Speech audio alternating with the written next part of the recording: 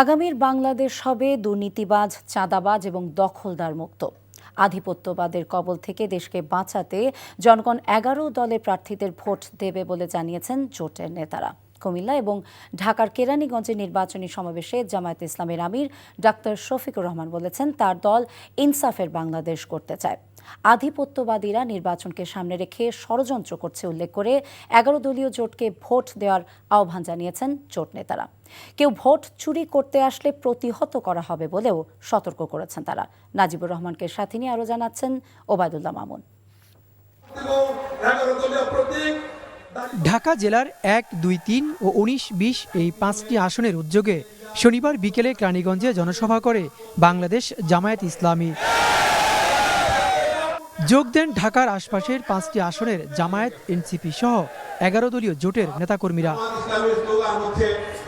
সমাবেশে বক্তৃতা করেন জামায়াত ও জোটের প্রার্থীরা। বিশেষ অতিথি হিসেবে বক্তব্য রাখেন এনসিপির আহ্বায়ক নাহিদ ইসলাম।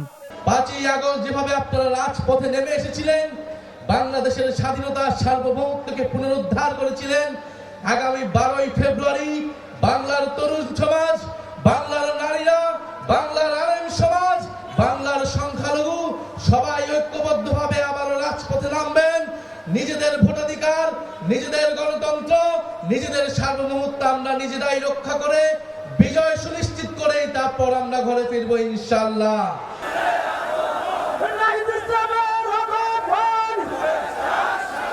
বিকেল 4:30টায় সভাস্থলে আসেন প্রধান অতিথি জামায়াতের আমির ডাক্তার শফিকুর রহমান। আপনাদের ভালোবাসা, দোয়া, সমর্থন, ভোট দিয়ে নির্বাচিত করবেন ইনশাআল্লাহ।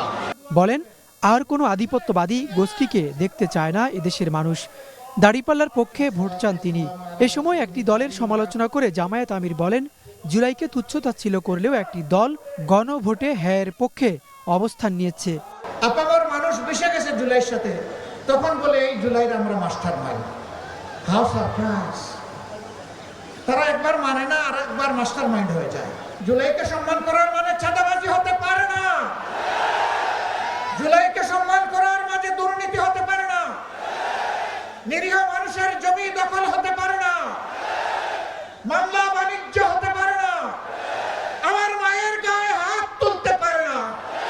এখন যখন জনগণ জবাব চাচ্ছে, আপনারা কি নতুন বাংলাদেশ চান না পুরানা ফেসিবাদী বাংলাদেশ চান, আপনাদেরকে আপনাদের অবস্থান পরিষ্কার করতে হবে। তখন তারা গতকাল থেকে একটু একটু বলা শুরু করেছেন। আসলে এরই বলে খেলার নাম বাবাজি। এদিকে দুপুরে কুমিল্লার 14 গ্রাম, নিমসার ও দাউদকান্দিতে পথসভায় জামায়াতের আমির নির্বাচনে জয়ী হলে ন্যায় এবং ইনসাফের বাংলাদেশ গড়ার প্রতিশ্রুতি দেন। 5 তারিখের পর আপনারা দেখেছেন কার কি কর্মকাণ্ড, কার কি চরিত্র। আগেরটা রাখলাম, অতীতের খাতায় থাক।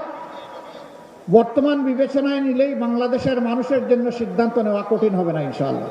আমাদের পার্শ্ববর্তী দেশ যারা বিভিন্ন সময় গত 16 বছর ধরে বাংলাদেশের রাজনীতি এবং বাংলাদেশের নির্বাচনে বারবার হস্তক্ষেপ করে গিয়েছে, এবারের নির্বাচনকে ঘিরেও তাদের নানান তৎপরতা আমাদের চোখে পড়ছে। Obaidullah Mamun, NTV news, Dhaka.